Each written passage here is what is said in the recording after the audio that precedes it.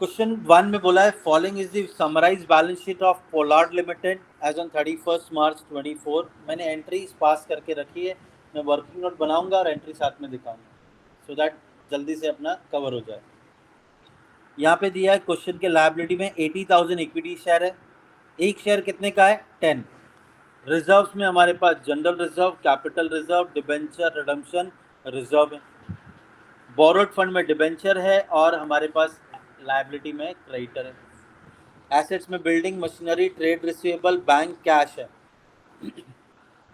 Bye considering all legal requirement company decided to buy back 20,000 equity share. तो भाई ये तो ओपन मार्केट वाला हो गया।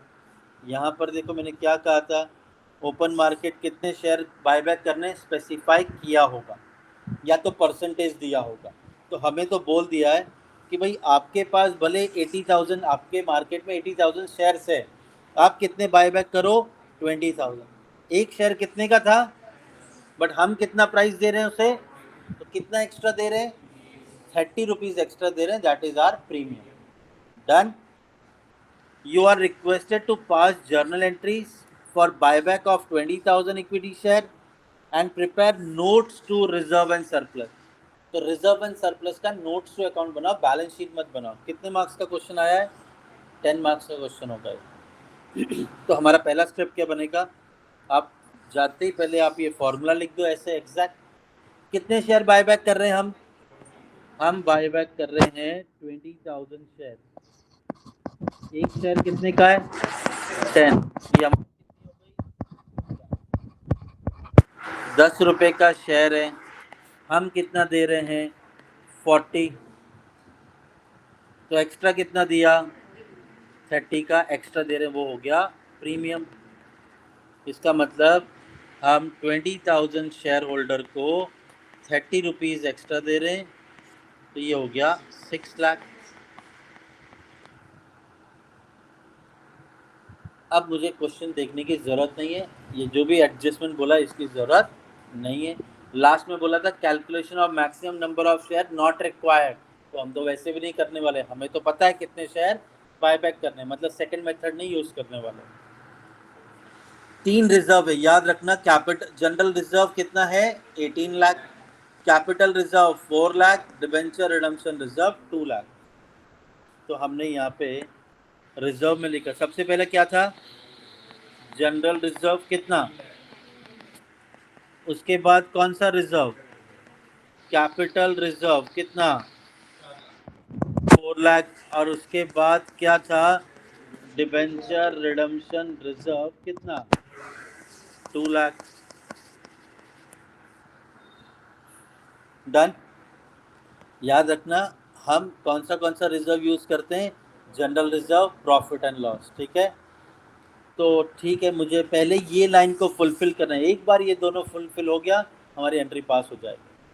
तो मुझे चाहिए 6 लाख। मैं सबसे पहले कहाँ पे जाके चेक करूँगा? सिक्योरिटीज प्रीमियम, वो तो है ही नहीं, तो यहाँ से कुछ भी यूटिलाइज नहीं होगा।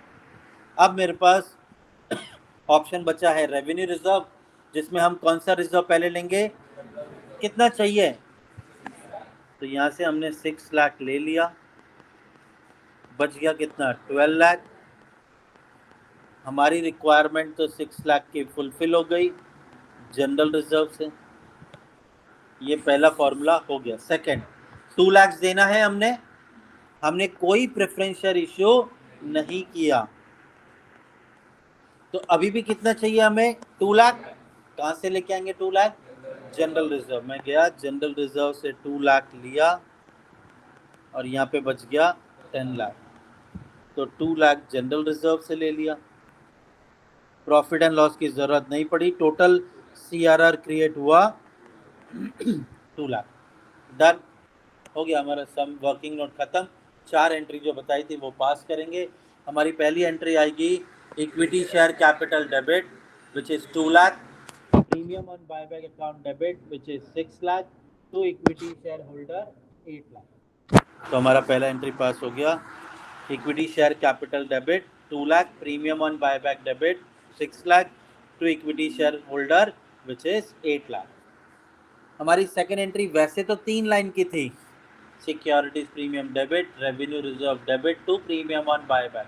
बट सिक्योरिटीज प्रीमियम की तो जरूरत ही नहीं पड़ी, तो एंट्री कितनी लाइन की हो जाएगी? 2, विच इज रेवेन्यू रिजर्व मत बोलना, जनरल रिजर्व आपने लिया है वहाँ पे, तो general reserve account debit to premium on buyback 6 lakh. तो हमारी एंट्री पास हो गई, general reserve account debit to premium on buyback which is 6 lakh. Third entry जो है वो भी हमारी 3 लाइन की थी, general reserve debit profit and loss debit to CRR. तो अब यहाँ पर प्रॉफिट एंड लॉस तो यूज ही नहीं हुआ, तो 3 लाइन की एंट्री बन जाएगी 2 लाइन की। क्या हो जाएगा? General reserve account debit to CRR, CRR मतलब कैपिटल रिडम्पशन रिजर्व। तो चलो ये भी एंट्री पास कर दिया, general reserve account debit to capital redemption reserve which is 2 lakh. और लास्ट जो यहाँ पे हमने लिखा था ना पहली एंट्री में, कहा गया था? इक्विटी शेयर होल्डर, इसे पे कर दो, तो equity share holder to bank. Sir amount कौन सी? तो जब आपने ये पहली एंट्री पास की थी, जितना इक्विटी शेयर होल्डर में होगा उतनी अमाउंट आएगी। तो आपकी पहली एंट्री में 8 लाख था, तो आप पे भी कितना करोगे? 8 लाख। अमाउंट एंट्री हो गई equity share holder account debit to bank. Any problem? तो नरेशन एंड ऑल सब आपको बताया कैसे। ये पीडीएफ में आपको भेज दूंगा, यूट्यूब पे भी अपलोड कर दूंगा, तो वहाँ से डाउनलोड कर लेना। एग्जैक्ट ऐसा रहेगा तो आपको एंट्री पास करने का आइडिया रहेगा। नरेशन ध्यान देना, नरेशन लिखना ज़रूर। क्या होगा नरेशन में? जो एडजस्टमेंट कह रहा है, तो मैंने जो स्टेप बताया वही मैंने यहाँ पे पहली एंट्री में क्या बताया था, इतना पे करना बाकी है, तो ड्यू फॉर बायबैक। हमने ये 2 रिजर्व यूज़ किया, इसे राइट ऑफ करना है, तो ये दोनों reserve utilise to write off premium. हमने यहाँ पे जितना रिजर्व यूटिलाइज किया उतना हमने सीआरआर में ट्रांसफ़र किया, तो general reserve profit and loss transfer to CRR. Last में हमने पे कर दिया, तो payment made to equity share holder. Done. देखो 10 मार्क्स का ये सम आएगा, ठीक है। पानी पीना है। अब इन्होंने बोला था एक नोट टू अकाउंट बना के दो रिजर्व एंड सरप्लस का। तो देखो जो यहाँ पे वर्किंग नोट में बचा कुचा है ये जाके लिख दो, ये हो गया, ये नया रिजर्व क्रिएट हुआ, ठीक है। तो आप जनरल रिजर्व 10 लाख लिखोगे, आप कैपिटल रिजर्व 4 लाख लिखोगे, डिबेंचर रिडम्पशन रिजर्व 2 लाख लिखोगे और सीआरआर 2 लाख लिखोगे, आपका नोट्स टू अकाउंट हो गया खत्म। तो इसलिए वर्किंग नोट बताया है, तो जो बच गया वो दिखाना। कितना आएगा? 10,422 10,422 18 लाख खत्म। डन।